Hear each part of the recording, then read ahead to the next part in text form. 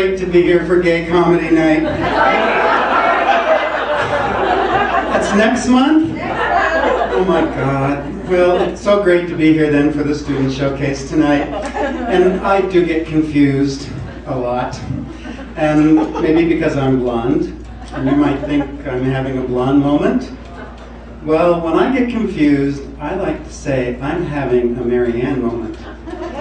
And I'll bet there's a few of you out there that are having Maryanne moments right about now. Like when I walked up on stage. You were probably thinking, oh, Maryanne, you're kind of sexy for a chubby girl. And then I started talking. And suddenly you realize that my voice doesn't exactly match my outfit, my hair and makeup. And okay, my shoulders are a little broad. All right, there's enough confusion in the world. Let's get it out right now. I used to be a professional bodybuilder.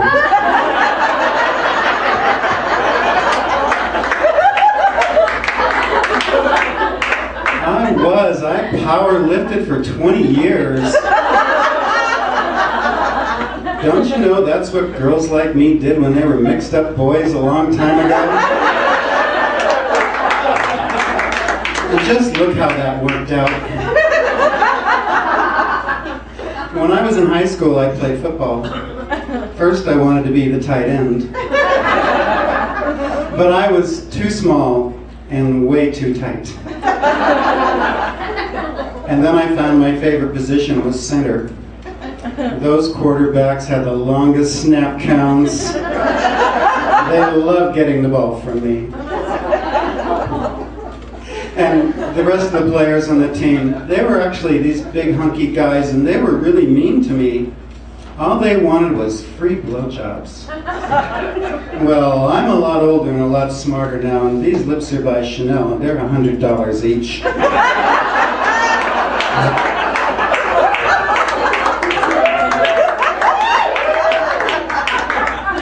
I came here tonight all the way from Sun City West, because that's where I live. But when people ask me where I live, I usually don't tell them I live in Sun City West. I just say, oh, I live in the Loop. The Loop, it's an acronym, L-O-O-P. It stands for the Land of Old People. And I think I don't look old enough to live there, but actually I am. This summer, I'm going to celebrate my 67th birthday.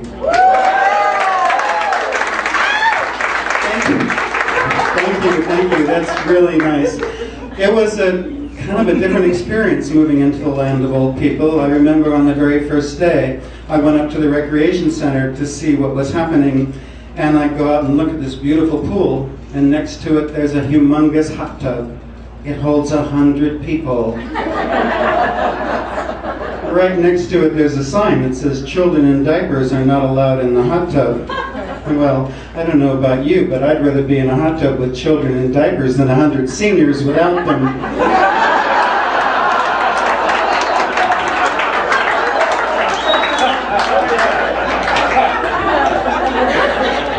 And then I went into the clubhouse, and I was amazed. I look up on the clubhouse wall, and there are the big letters LGBT.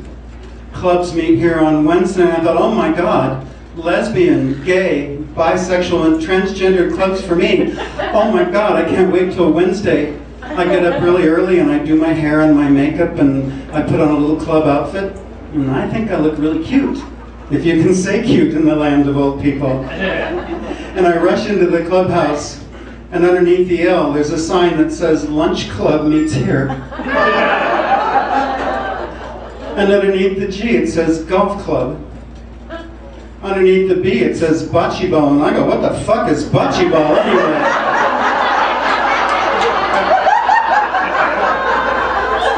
I still don't know.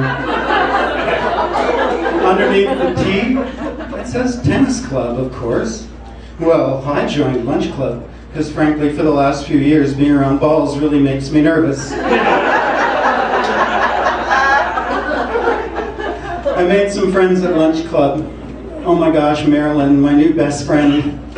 Marilyn grabs my hand right after meeting her, and she goes, Maryanne, you're married. Yes, I am, I said. She says, "Are you married to a man? Are you married to a woman?"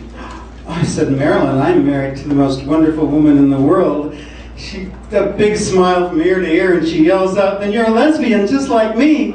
And I said, "Well, not exactly, Marilyn. I'll never need a strap-on." You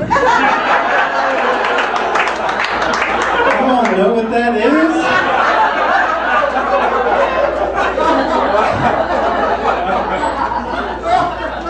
And my buddy Steve from Lunch Club, he's 65 and decides he wants to go back to work. One day I get a phone call from him. "Maryanne, this is Steve. I'm on a job interview and I need your help." "What is it, Steve? How can I help?" "Well, how soon after you smoke pot before you can pass a drug test?"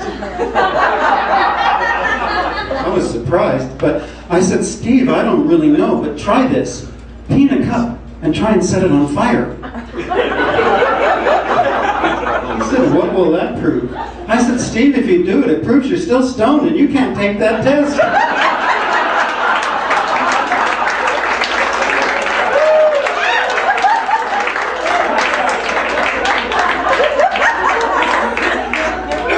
Driving in the land of old people is really an experience. First of all, there's only 2 speeds allowed.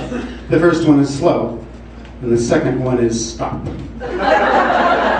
And I'm driving by Walgreens, and I think, "Oh my gosh, I have to go over there tomorrow. So it's okay to turn my turn signal on today."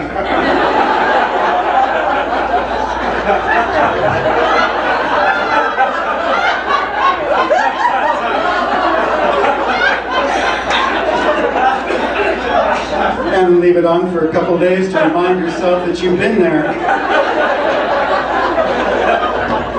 And then I drive down the road and there's a car parked right in the middle of the intersection. The left turn signal is on and the right turn signal is on and the left turn signal.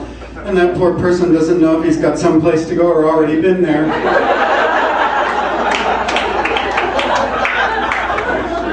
They have some wonderful features in new cars today, just for us. GPS, so we don't get lost, as long as we can figure out how to turn it on. And backup cameras, because you know, seniors, we can't turn our head any further than this to see who's behind us. My buddy Steve has it in his new car, and we get in the car and he's fiddling with it and fiddling with it, and after a couple minutes I said, "Steve, what the hell are you trying to do?" He said, "I'm trying to tune in the Fox News channel."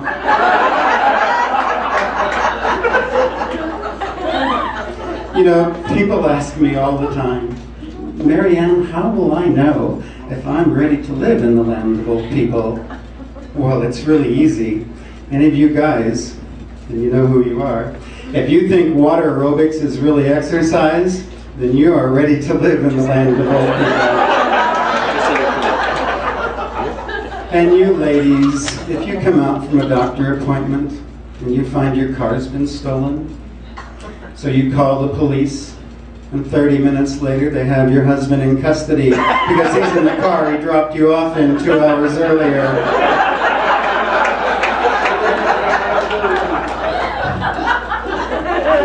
Then you're ready to live in the loop. And you couples, if you get invited to a neighborhood party that starts at 6 and it's over at 8:30, you don't have to worry about moving, you're already there. I figured out high school class reunions, finally. When you go to your 10th reunion, you go to see who's hot, who's smoking hot. When you go to your 20th reunion, you just go to see who's rich. Well, you can skip 30 and 40 and go right to the 50th if you live long enough, because there you're going to find out who's dead, who's alive, and who's available.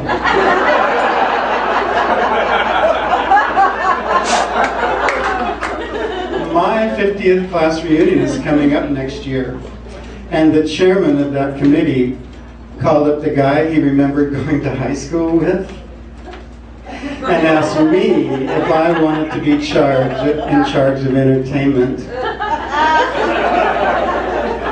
I said, "Oh, well, I guess so." "Oh, yeah."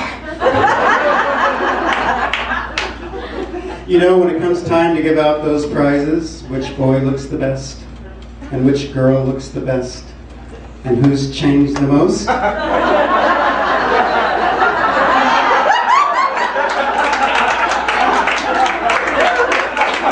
going to win all of them.